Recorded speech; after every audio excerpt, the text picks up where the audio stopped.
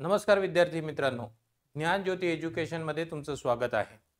तर मित्रांनो, आपल्याला माहित आहे की राज्यसेवाची ॲड आलेली आहे। 385 जागाने ही परीक्षा 28 सप्टेंबर 2025 ला नियोजित आहे आणि राज्यसेवेसाठी पूर्व आणि मुख्य या दोन्ही स्टेजमध्ये मुख्य परीक्षेचा सिलेबसही बदललेला आहे आणि त्याचा पॅटर्न हा आता वर्णनात्मक किंवा डिस्क्रिप्टिव्ह झालेला आहे। तरी पण पूर्व परीक्षा अजून जशीच्या तशीच आहे। आता आपल्याला या व्हिडिओ थ्रू आपल्या पूर्व परीक्षेसाठी कोणकोणते टॉपिक भूगोलासाठी प्रिपेअर करावे लागतील आणि हे टॉपिक आपण मागच्या एनालिसिस वरनं कशा पद्धतीने आपल्याला अंदाजित काढता येतील हा संपूर्ण विश्लेषणात्मक व्हिडिओ आपण घेणार आहोत। म्हणजे भूगोलाची तयारी तुमची निश्चित पद्धतीने होईल आणि तुम्ही इतर अवांतर वाचनापेक्षा जे टॉपिक खूप हाय स्कोरिंग आहे त्याच्यावर लक्ष केंद्रित करून भूगोलाची पूर्ण तयारी कराल। आता हा जो व्हिडिओ आहे या व्हिडिओचे दोन टप्पे असणार आहे। पहिला टप्पा ज्यामध्ये मी 2013 ते 2024 याच्या प्रश्नसंख्येवरनं कोणकोणते टॉपिक आलेले आहेत आणि ते टॉपिक पुढे येऊ शकतील हे तुम्हाला दाखवेल आणि विशेषतः व्हिडिओच्या शेवटी एक 5-10 मिनिटं मी 2024 च्या परीक्षेबद्दल स्पेशली बोलणार आहे, कारण 2024 मध्ये काही ट्रेंड आपल्याला बदललेला आढळतोय आणि तो तुमच्या निदर्शनास आणून देईल। म्हणजे 2025 ला तुम्ही या संपूर्ण विश्लेषणाने पूर्ण चांगली तयारी कराल आणि मॅक्सिमम स्कोर भूगोलात तुम्ही आणाल। तर राज्यसेवेसाठी आपण जर पाहिलं तर 100 प्रश्नांपैकी जवळजवळ 15 प्रश्न 15 क्वेश्चन हे भूगोलाचे येतात। 15 म्हणजे किती?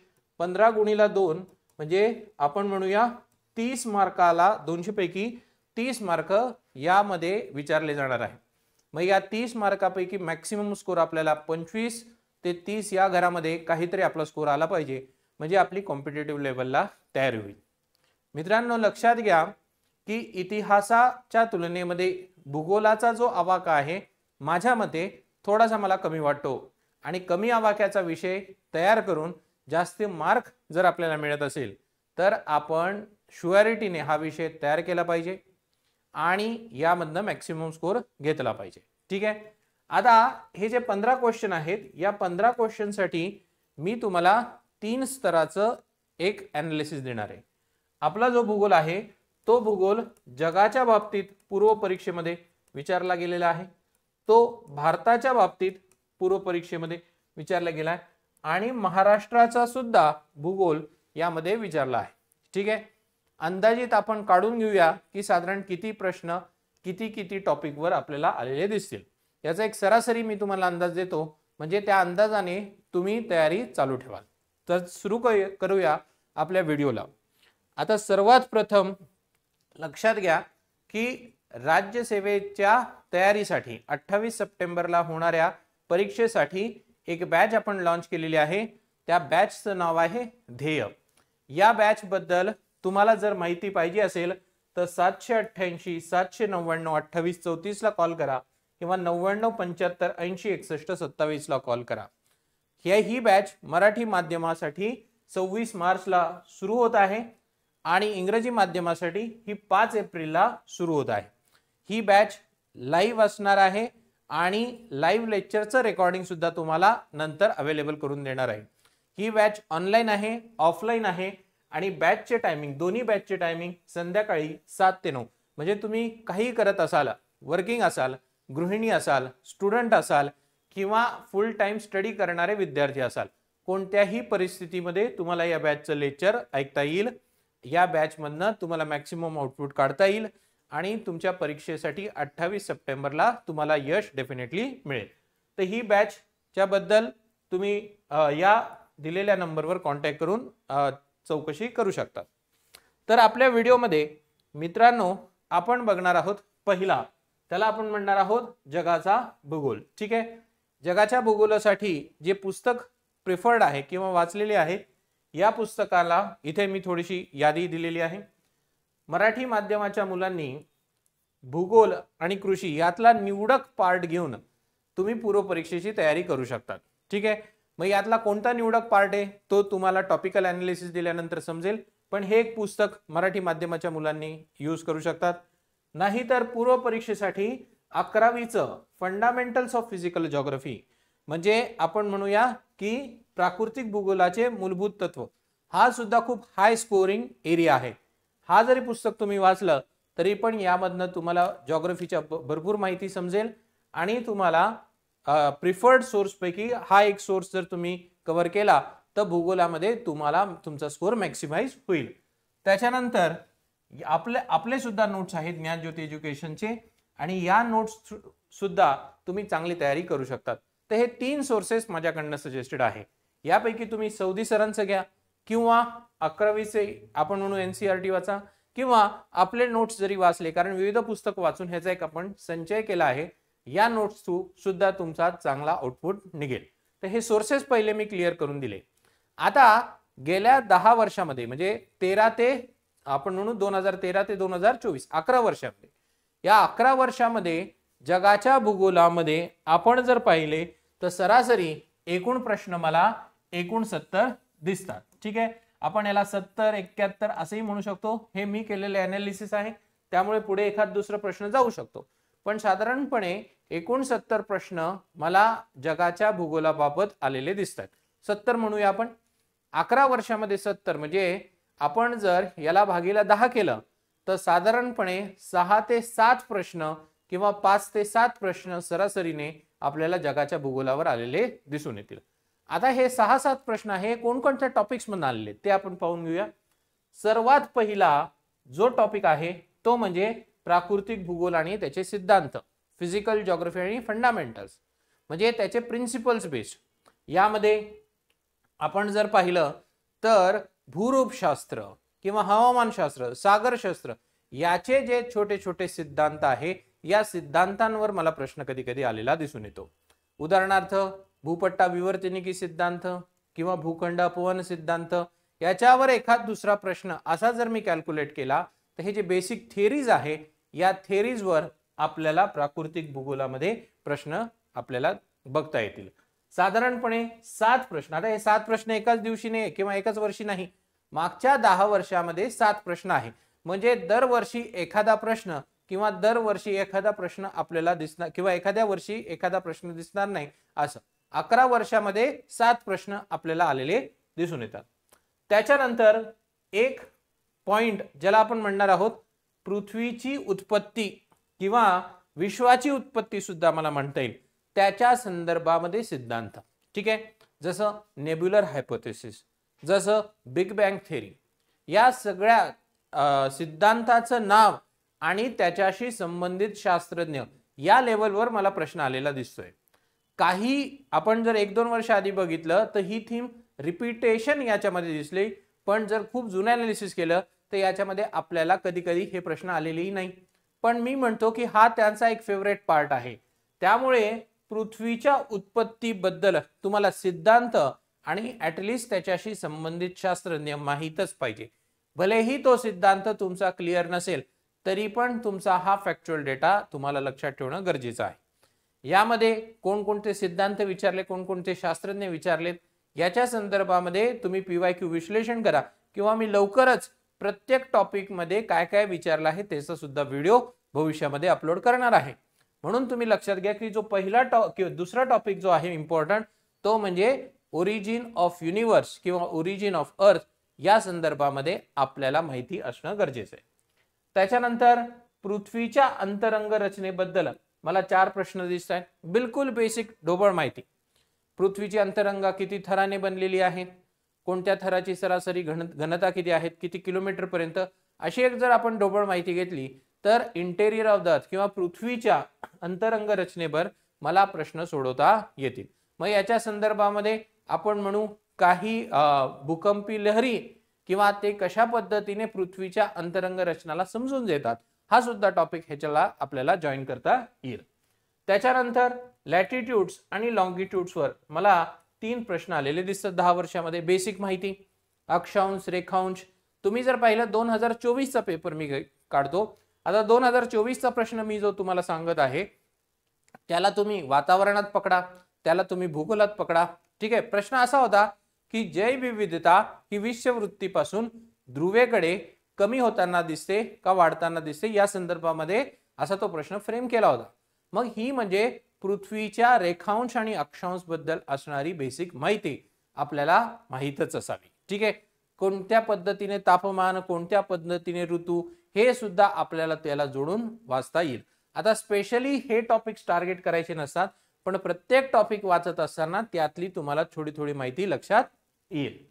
त्याच्यानंतर सूर्याचं वह किंवा आपण म्हणू सोलार रेडिएशन, सौर ऊर्जा आपण त्याला म्हणू, याच्यावर प्रश्न आपल्याला दिसतात की सूर्यापासून येणारी ऊर्जा ज्याला आपण सौर ऊर्जा म्हणतो, आणि सूर्यापासून आलेली ही ऊर्जा परावर्तित जी होते ज्याला आपण पृथ्वीच्या परावर्तित गुणोत्तर बद्दल बोलतो, अल्बिडो इफेक्ट, या संदर्भामध्ये बेसिक माहितीवर मला प्रश्न आलेला दिसतो. परत येणारी ऊर्जा ही अल्ट्राव्हायोलेट आहे, जाणारी ऊर्जा ही इन्फ्रारेड आहे. या पद्धतीची सर्व माहिती आपल्याला असणं गरजेचं आहे.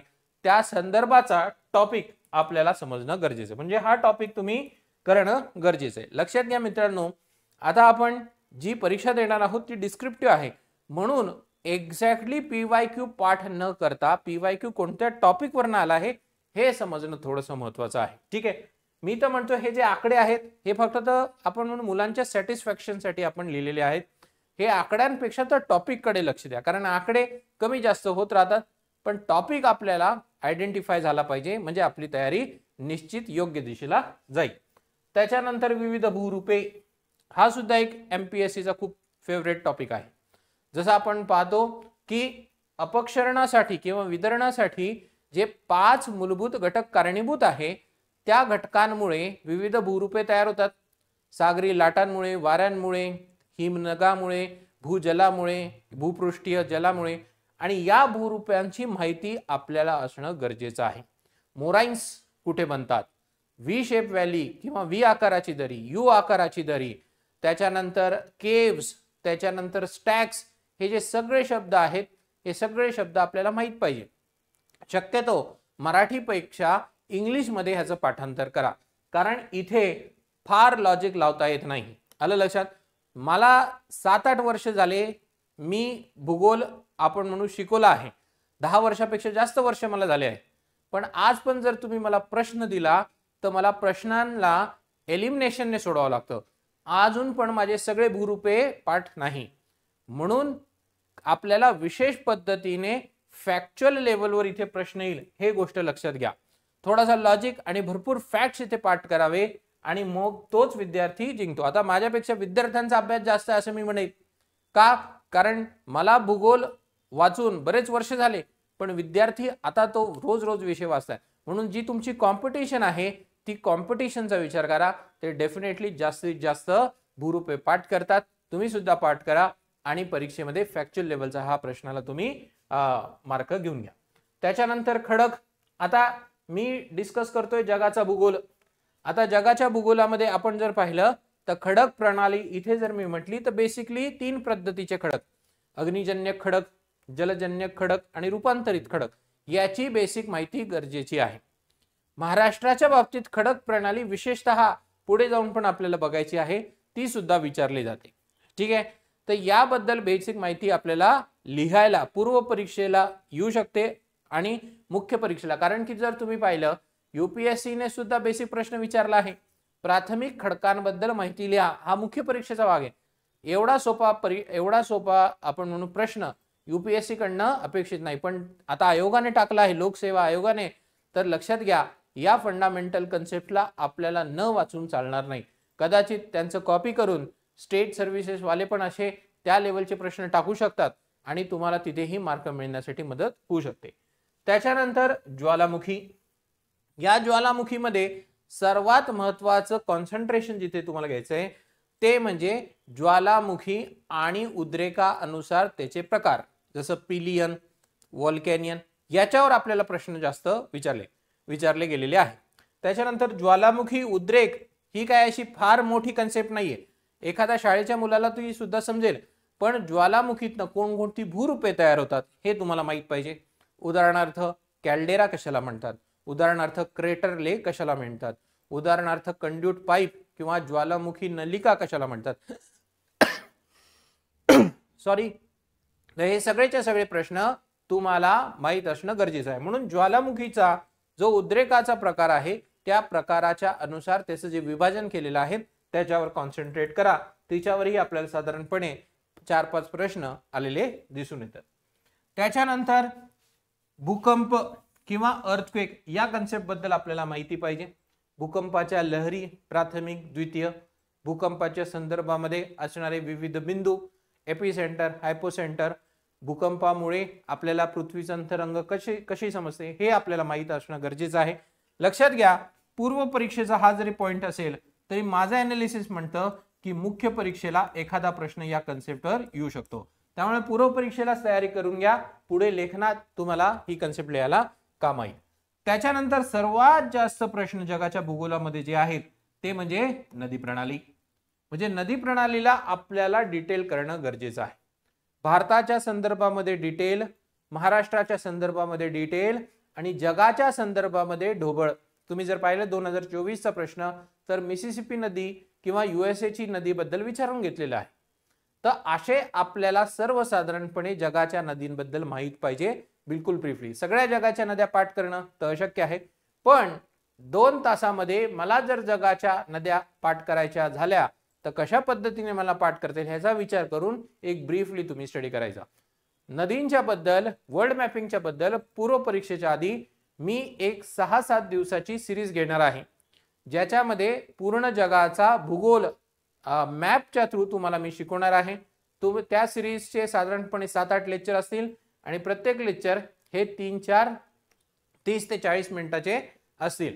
त्यामुळे छोटे लेक्चर असतील, पण तुम्ही बाकीच्या विषयांना वाचत असल्यानंतर माझ्या लेक्चर अटेंड करून जगाचा भूगोल तुमचा थोडक्यात कव्हर करायचा माझा प्रयत्न राहील. पूर्व परीक्षेच्या आधी आपण हा डेफिनेटली घेऊ. मागच्या वेळेसही घेतला होता, त्याच्या पूर्वीच्या वेळेसही मी घेतला होता. झूम लिंक थ्रू किंवा इतर कोणत्या माध्यमातून आपण तो घेऊ आणि तुम्हाला त्याची डेफिनेटली उपलब्धी करून देऊ.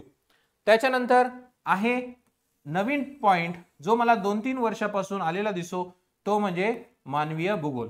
लक्षात घ्या, मी या बुक लिस्टमध्ये तुम्हाला 11वीची ही पुस्तक सांगितलेली आहे, पण तुम्ही जर माझं अनालिसिस किंवा तुम्ही जर माझा एक सल्ला ऐकला तर 12वीच्या ज्या 2 पुस्तक आहेत, कोणत्या, भूगोलाच्या, जॉग्रफीच्या, कोणकोणते, फंडामेंटल्स ऑफ ह्युमन जॉग्रफी म्हणजे मानवीय भूगोलाचे मूलभूत तत्वे आणि इंडिया पीपल अँड इकॉनॉमी, या दोन्ही NCERT ला तुम्ही वाचून काढा. कारण तुम्हाला जर मी हा व्हिडिओ आज जेव्हा टाकत आहे तर इथून साधारणपणे 6 महिन्यावर परीक्षा आहे, तर तुम्ही 11वीचे 2 आणि 12वीचे 2 NCERT तुमच्या वाचनामध्ये जरूर टाका.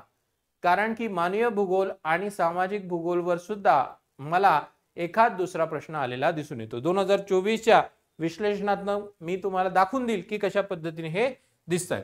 त्याच्यानंतर पुढे जर आपण पाहिला तर आपल्याला एखादा प्रश्न वनांवर दिसत आहे. ठीक आहे, वनांमध्ये स्पेशली वनांच्या झाडांचे जे प्रकार आहे, साग, साल, आम्ल, हे सगळे झाडं तुम्हाला माहित पाहिजे की कोणकोणत्या वनांच्या वर्गीकरणामध्ये ते येतात. वनांचं वर्गीकरण हे माहित पाहिजे आणि यामधल्या विशिष्ट आपण म्हणू विशेष त्यांचं वितरण भारतामध्ये कुठे आहे हेही माहित असावं. ठीक आहे, याच्या संदर्भामध्ये एखादा आपल्याला प्रश्न आलेला दिसून येतो. त्याच्यानंतर जगाच्या भूगोलामध्ये हवामान किंवा क्लायमेटच्या संदर्भामध्ये प्रश्न, मग यामध्ये सुद्धा तत्व किंवा हवामानशास्त्राचे जे कन्सेप्ट आहेत हे तुम्हाला माहित असणं गरजेचे आहे. यामध्ये पाहिलं तर खूप हाय स्कोरिंग टॉपिक आहे.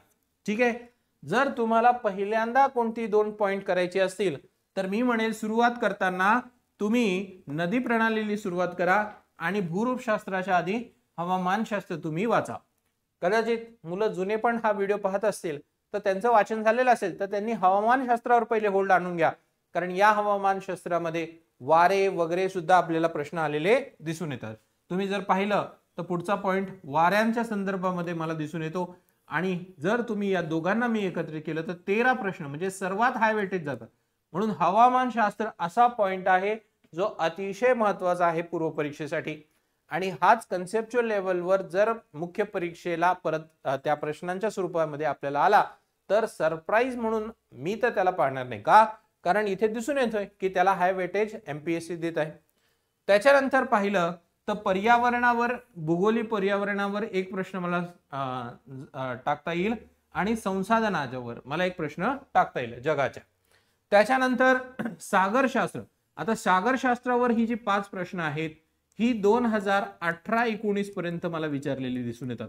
त्याच्यानंतर सागरशास्त्रावर विचारलेली नाही. मग पूर्वी विचारली आहेत, आता विचारणार नाही ही शक्यता मी घेऊन जात नाही. त्यामुळे पहिले विचारलं आहे तर आताही विचारले जाऊ शकतात. म्हणून सागरशास्त्र सुद्धा तुम्ही प्रिपेअर करायचं आहे. आणि त्याच्यानंतर शेतीच्या संदर्भामध्ये आपल्याला वर्गीकरणाच्या संदर्भामध्ये एक 3 प्रश्न आलेले दिसून येतात. आता हा जो टॉपिक आहे हा मी सामाजिक भूगोल मध्ये सुद्धा इन्क्लूड करू शकतो, पण इथे मी जगाच्या संदर्भामध्ये तो शेती म्हणून इन्क्लूड केला आहे. बिलकुल ढोबळ माहिती आपल्याला माहित असावी. तर हे जे सगळेच्या सगळे पॉइंट्स आहेत हे जगाच्या भूगोलामध्ये संदर्भामध्ये आपल्याला सांगता येतील. ठीक आहे. याच्यासाठी परत मी सोर्सेस तुम्हाला सांगितलेले आहेत. एक तर सौदी सरांचं पुस्तक वाचून घ्या, नाहीतर 11वीची आणि 12वीची 3 NCERT आपल्याला वाचता येतील, आणि नाहीतर आपल्या नोट्स थ्रू सुद्धा तुम्हाला कव्हर करता येतील. त्याच्यानंतर पुढे आपण जाऊया आणि पुढचा पॉइंट जो आहे आपण पाहूया भारताचा भूगोल. आता भारताच्या भूगोलाबद्दल आपल्याला विश्लेषण करण्याच्या आधी आपण हे कुठून प्रिपेअर करू शकतो.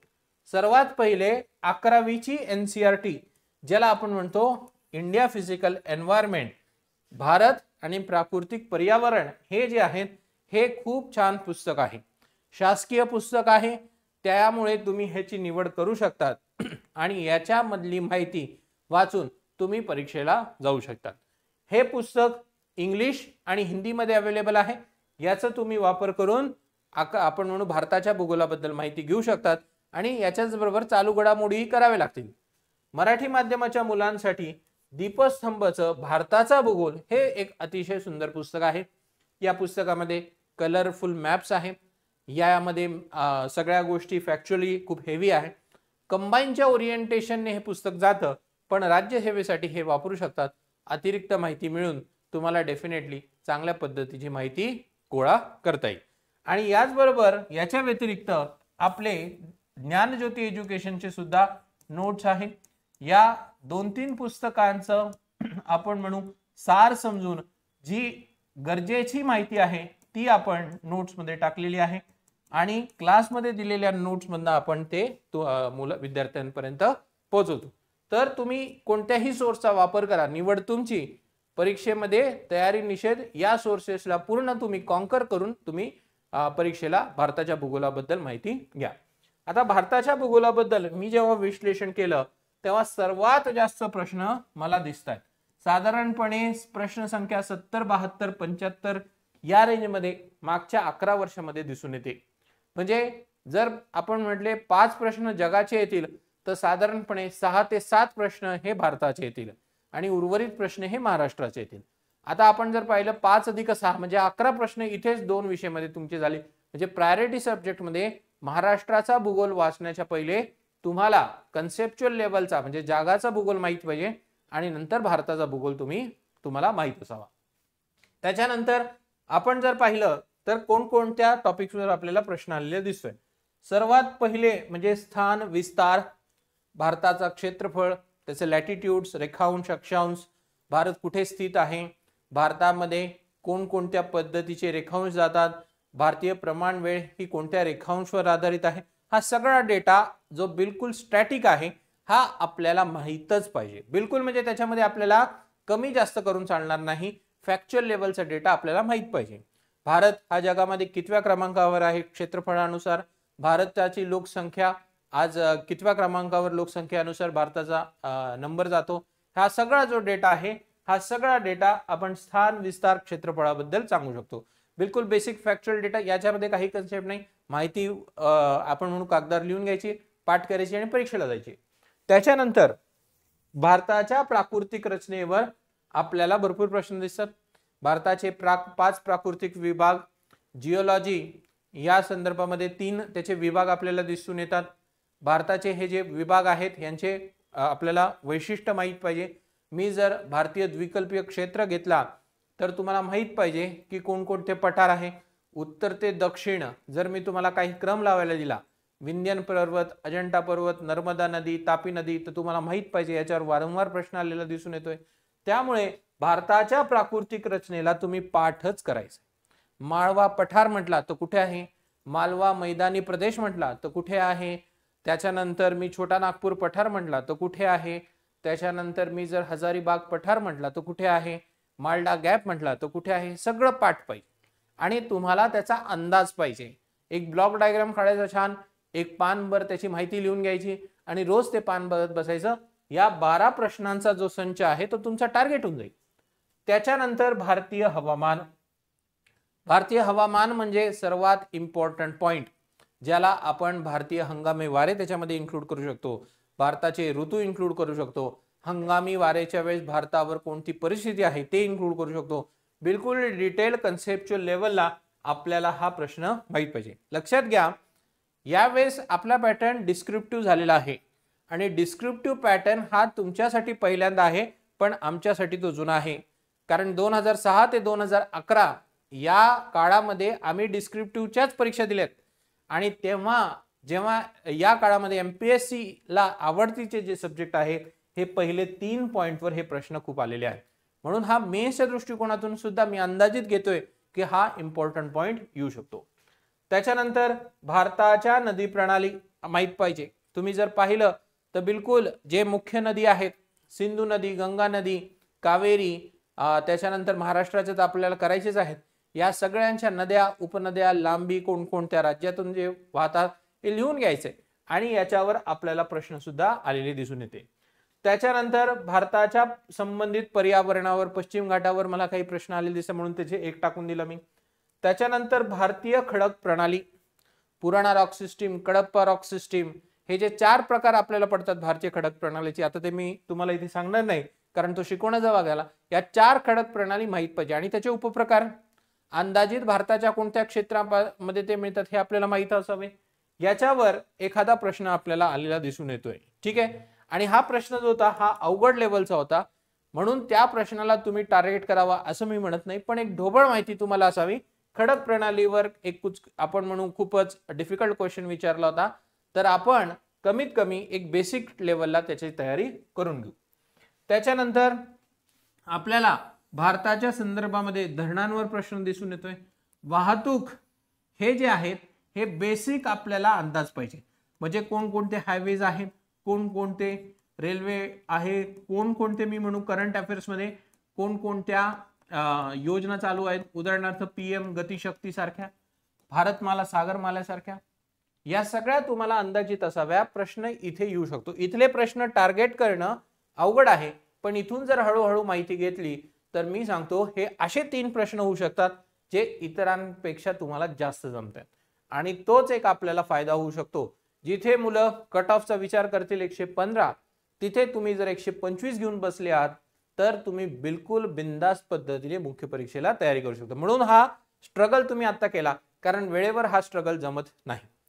त्याच्यानंतर पर्यटनावर मला एक प्रश्न टाकता आला. त्याच्यानंतर भारतीय कृषी याच्यावर भरपूर प्रश्न मला आलेले दिसून येत आहेत. ठीक आहे, त्याच्यामध्ये आपल्याला सांगता येतील पिकांच्या पद्धती, पिकांना लागणारा हवामान. त्याच्यानंतर खनिज संपत्ती, भारताच्या संदर्भामध्ये खनिज संपत्तीवर प्रश्न आलेले आहेत.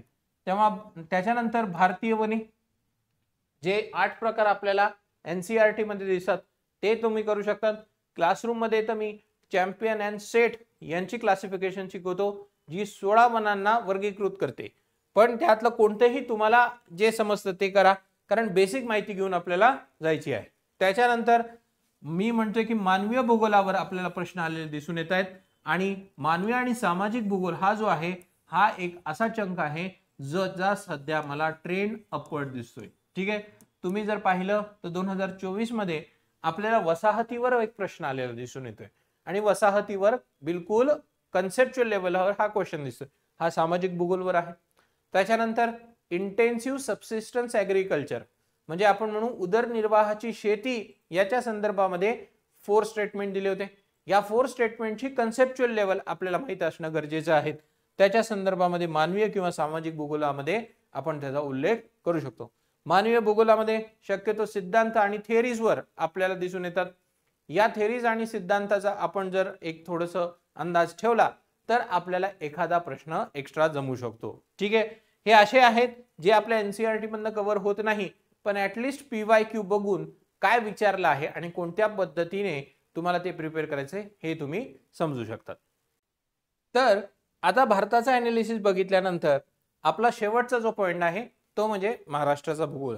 ठीक आहे, तुम्ही जर टॉपर्सची स्ट्रॅटेजी पाहिली तर टॉपर्सने सजेस्ट केलं होतं की महाराष्ट्राच्या भूगोलावर ते थोडेसे कमी कॉन्सन्ट्रेट करायचे आणि जगाच्या आणि भारताच्या भूगोलावर जास्तीत जास्त त्यांनी मार्क मिळवलेले आहेत. पण आता आपल्याकडे 6 महिने आहेत, मग आपण कशाला सोडायचं? कारण की महाराष्ट्राच्या जर अचानकपणे वेटेज वाढलं तर आपली तिथे कोणत्याही पद्धतीची गफलत झाली नाही पाहिजे. 15 प्रश्नांपैकी जर 6-7 प्रश्न महाराष्ट्राच्या भूगोलावर आले तर आपण ते सोडून चालणार नाही. मग भूगोल हा जर आपण विषय धरलाच आहे आपल्या स्ट्रॅटेजीमध्ये की इम्पॉर्टंट सब्जेक्ट आहे, तर महाराष्ट्राचा भूगोल सुद्धा आपण करून जाऊ. महाराष्ट्राच्या भूगोलासाठी तुम्ही सौदी सरांचं पुस्तक वाचू शकतात. महाराष्ट्राच्या भूगोलासाठी तुम्ही दीपस्तंभचं पुस्तक वाचू शकतात. याच्यामध्ये सुंदर मॅप्स आहेत, याच्यामध्ये ही भरपूर इन्फॉर्मेशन आहे. यापैकी एखाद्या पुस्तकाची निवड करून तुम्ही महाराष्ट्राच्या भूगोलामध्ये डेफिनेटली पुढे जाऊ शकतात. क्लासरूम मध्ये महाराष्ट्राच्या भूगोलाच्या बद्दल आपण शॉर्ट नोट्स देत असतो, म्हणजे एवढे मोठे पुस्तक वाचण्यापेक्षा एक शॉर्ट मध्ये मुलांना महाराष्ट्र समजावा हे आपल्याला त्यांना सोयीस्कर करता येतं. पण हे सोर्सेस आहे ज्याचा वापर करून डेफिनेटली तुम्हाला यश मिळेल. त्याच्यानंतर महाराष्ट्राच्या भूगोलामध्ये पाहिलं तर आपल्याला शॉर्ट मध्ये मी आता कव्हर करून घेतो, कारण तेच पॉइंट्स रिपीट होतील. कोणकोणते? स्थान आणि विस्तार महाराष्ट्राच्या बद्दल, महाराष्ट्राचं हवामान, त्याच्यानंतर आपण जर पाहिलं महाराष्ट्राचं अंतरंग रचना, पठार कोणत्या पद्धतीचा खडक आहे, कारण 2024 मध्ये सरळ सरळ प्रश्न आपल्याला आलेला दिसून येतोय. त्याच्यानंतर 2024 मध्ये लोकसंख्येच्या संदर्भामध्ये बेसिक डेटा महाराष्ट्राची माहीतच पाहिजे. ठीक आहे, लोकसंख्या असा टॉपिक आहे ज्याची एक ब्रीफ इन्फॉर्मेशन आपल्याला 2024च्या प्रश्नपत्रिकेमध्ये विचारली होती. खूप मुलांचं तिथे आपण म्हणू एक कन्फ्युजन झालं, पण ज्या पद्धतीने त्यांनी विचारली होती तो क्वेश्चन आपल्याला समजणं गरजेचं होतं. त्याच्यानंतर आपल्याला म्हणता येईल की मानवीय भूगोलाच्या बद्दल प्रश्न आहे. त्याच्यानंतर वन व प्राणी संपत्ती, त्याच्यानंतर सर्वात जास्त प्रश्न आपल्याला काढलं तर नदी प्रणालीबद्दल आपल्याला माहित असावे, महाराष्ट्राच्या नद्या, उपनद्या. त्याच्यानंतर उद्योगाच्या संदर्भामध्ये खनिज संपत्ती, सामाजिक आणि आर्थिक या टॉपिक बद्दल. त्याच्यानंतर राजकीय भूगोल म्हणजे महाराष्ट्राचं जिल्हा वगैरे आपल्याला माहित पाहिजे. त्याच्यानंतर महाराष्ट्राचे नैसर्गिक वर्गीकरण आपल्याला माहित पाहिजे. खडक प्रणाली, कृषी आणि इतर काही महाराष्ट्राच्या संदर्भामध्ये माहिती आपल्याला आलेले दिसून येते. म्हणून महाराष्ट्राचा जर आपण पाहिला तर एक मोठा जॉग्रफीचा पार्ट आहे, पण त्याच्यामध्ये आपल्याला प्रश्न संख्या थोडीशी कमी आलेली दिसून येते. ठीक आहे, काही निवडक पॉइंट तुम्ही घ्या आणि महाराष्ट्राच्या भूगोलाला तुम्ही डेफिनेटली स्ट्रॅटेजीने प्रिपेअर करा. आता 6 महिने जर आपल्या परीक्षेला आहे तर माझ्या मते जे पॉइंट्स मी आयडेंटिफाय केलेले आहेत ते तुम्ही परीक्षेला कॉन्सन्ट्रेट करून तर वाचाच, पण महाराष्ट्र भूगोल सुद्धा वाचून घ्या. कारण लक्षात घ्या का महाराष्ट्राचा फॅक्च्युअल डेटापेक्षा महाराष्ट्राचा कन्सेप्च्युअल जॉग्रफी सुद्धा आली पाहिजे. कारण पहिली स्टेजच फक्त आपलं यश नाही, आपलं यश म्हणजे शेवटच्या PDF मध्ये आपलं नाव. आणि त्यामुळे महाराष्ट्राच्या भूगोलामध्ये लक्षात घ्या की आपल्याला शेवटपर्यंत मुख्य परीक्षेला सुद्धा एखाद दुसरा प्रश्न येऊ शकतो. महाराष्ट्राच्या आर्थिक भूगोलावर प्रश्न कन्सेप्च्युअल लेवलवर येऊ शकतो. महाराष्ट्राच्या प्राकृतिक रचनेवर आपल्याला 150-250 शब्दाचा उत्तर लेखन येऊ शकतो. आणि त्यामुळे आपल्याला समजून घ्यायचंय की महाराष्ट्राचा भूगोल आपल्याला फक्त पूर्व नाही मुख्यचा विचार करून सुद्धा प्रिपेअर करायचा. म्हणून इथेच तुम्ही त्याला प्रिपेअर करून घ्या. आता थोडक्यात व्हिडिओ संपवण्याच्या आधी तुम्हाला एक मला हे द्यायचं आहे ॲनालिसिस. 2024 ची जी पूर्व परीक्षा झाली त्या पूर्व परीक्षेमधनं मला काय काय जाणवलं आहे ते मी तुम्हाला सांगतो. ठीक आहे, सर्वात पहिले मी जर पाहिलं तर महाराष्ट्राचा जो भूगोल आहे या महाराष्ट्राच्या भूगोलावर मला 3 ते 4 प्रश्न दिसतात आणि हे 3 ते 4 प्रश्न फॅक्च्युअल लेवलला आहे. 3 ते 4 प्रश्न. उदाहरणार्थ कोळसा, चंद्रपूर जिल्ह्यामध्ये कोळशाचं वितरण आणि त्याचं खनिज विचारलं होतं. त्याच्यानंतर महाराष्ट्राच्या संदर्भामध्ये आपल्याला हेतवणे इरिगेशन प्रोजेक्ट हा विचारला होता. असा डेटा, असा फॅक्ट आपल्याला तिथे आठवावा लागेल आणि त्याच्यावर आपल्याला उत्तर मार्क करावं लागेल. म्हणून महाराष्ट्राचा भूगोल आहे तो फॅक्च्युअल लेवलवर विचारण्याची त्यांची आपल्याला कल दिसत आहे. त्यामुळे लक्षात घ्या की पूर्व परीक्षा 2025 मध्ये जर पेपर आला तर महाराष्ट्राचा भूगोल हा फॅक्च्युअल लेवलवर येईल. त्याच्यानंतर दुसरा, तुम्ही जर पाहिलं भारताचा भूगोल, ठीक आहे, तर हा जो भारताचा भूगोल आहे जो तुम्ही ट्रेडिशनल पद्धतीने करतात, म्हणजे आधीपासून जो अप्रोच आहे त्याच अप्रोचने तुम्ही प्रिपेअर करा. याला अप्रोच बदलण्याची गरज नाही. महाराष्ट्राचा भूगोल फॅक्च्युअल लेवलला मी थोडंसं सांगतोय, लोकसंख्या वगैरे हे डेटा पाठ पाहिजे. भारताचा भूगोल हा ट्रेडिशनल अप्रोचने तुम्ही गेला पाहिजे. जसं वाचा तसं, एनसीईआरटी मध्ये जसं वाचन केलंय तसं, किंवा मराठी माध्यमाच्या पुस्तकांचं जसं वाचन केलंय तसंच तुम्ही वाचन करा. मात्र जो तिसरा टप्पा आहे तो म्हणजे जगाचा भूगोल. हा जगाचा जो भूगोल आहे तो खूपच कन्सेप्च्युअल लेवलला मला आलेला दिसून येतोय. म्हणजे ओळी वाचताना, संकल्पना समजत असताना त्या संकल्पनाच्या मागची आयडिया काय आहे हे सुद्धा तुम्हाला माहीतच पाहिजे. ठीक आहे. जसं गहन उदरनिर्वाहाची शेती, इंटेन्सिव्ह सबसिस्टन्स ऍग्रीकल्चरवर 4 स्टेटमेंट दिसले. हे 4 स्टेटमेंट आपल्याला आपण कुठे वाचत नाही, हे आपण निष्कर्ष काढतो की असे असतील. अशा पद्धतीची माहिती तुम्हाला वाचायची आहे. हा पहिला माझा यामध्ये तुम्हाला एक सजेशन असेल. दुसरं सजेशन माझं हे असेल की जेव्हा पण तुम्ही जगाचा भूगोल वाचत आहात, त्या जगाच्या भूगोलची कन्सेप्ट वाचत असताना तुम्हाला तुमचा आवाका सुद्धा वाढवावा लागेल. म्हणजे काय करायचंय तुम्हाला फक्त प्राकृतिक नाही तर तुम्हाला मानवीय, आपण म्हणू human geography plus social geography म्हणजे सामाजिक भूगोल याच्यावर सुद्धा भर द्यावा लागेल. कारण 12वीच्या पुस्तकातनं मला एखाद दुसरा प्रश्न आलेला दिसून येतोय आणि हे आपण मिस आउट करता कामा नाही. ठीक आहे. आणि तिसरा मुद्दा लक्षात घ्या, या कन्सेप्ट बिलकुल बारकाईने वाचा. या कन्सेप्ट बारकाईने वाचा. का बरं मी असं म्हणतोय? कारण की जर तुम्ही पाहिलं तर बिलकुल आपल्याला म्हणजे 2023 का 24च्या प्रिलिम्स मध्ये मला दिसून आलेला आहे की त्यांनी विचारलेलं आहे गुजरातची परिस्थिती आणि गुजरातच्या किनारपट्टीवर पूर्वी कोणत्या पद्धतीची परिस्थिती होती, हा एक त्यांनी काढलेला आपण म्हणू क्वेश्चन मला दिसून येतोय. आणि मग या मेसोझोइक कालखंडातला हा प्रश्न होता. मला असं वाटलं की कुठून तरी काढला आहे, पण जेव्हा मी एनसीईआरटी वाचली त्या एनसीईआरटी मध्ये हे स्टेटमेंट दिलं होतं आणि त्याच्या संदर्भामध्ये हा प्रश्न आलेला दिसून येतो. म्हणून या एनसीईआरटी बिलकुल बारकाईने वाचा. तुम्ही कमी वाचा पण चांगलं वाचा, हे सुद्धा आपल्याला यातनं समजतंय. आणि चौथं म्हणजे जगाचा भूगोल करत असताना अप्लिकेशन लेवलवर सुद्धा आपल्याला माहित पाहिजे. काय माहित पाहिजे? अप्लिकेशन. उदाहरणार्थ तुम्ही जर 2024 वर पाहिलं तर जिओलॉजिकल एव्हिडन्सेस कोणकोणते आहेत याच्यावर एक प्रश्न आहे. प्रश्न सोपा होता कारण ओपन माइंडने जर आपण सोडवला असता तर all of the above answer होतं. पण अप्लिकेशन जमलं पाहिजे. हवामान बदल कोणकोणत्या गोष्टीतनं आपल्याला दिसून येतो हे तुम्ही त्या पॉइंट्सवरनं काढू शकतात. ठीक आहे. तर हे काही तुम्हाला तात्पर्य मला सांगायचे होते जे आपल्याला 2025 मध्ये हेल्प करतील. आणि जाण्याच्या पूर्वी परत एकदा तुम्हाला मला सांगायचं आहे की ध्येय बॅच आपण सुरू केलेली आहे. या ध्येय बॅच मध्ये तुम्ही 28 सप्टेंबरच्या परीक्षेसाठी तयारी करून घेऊ आम्ही तुमची.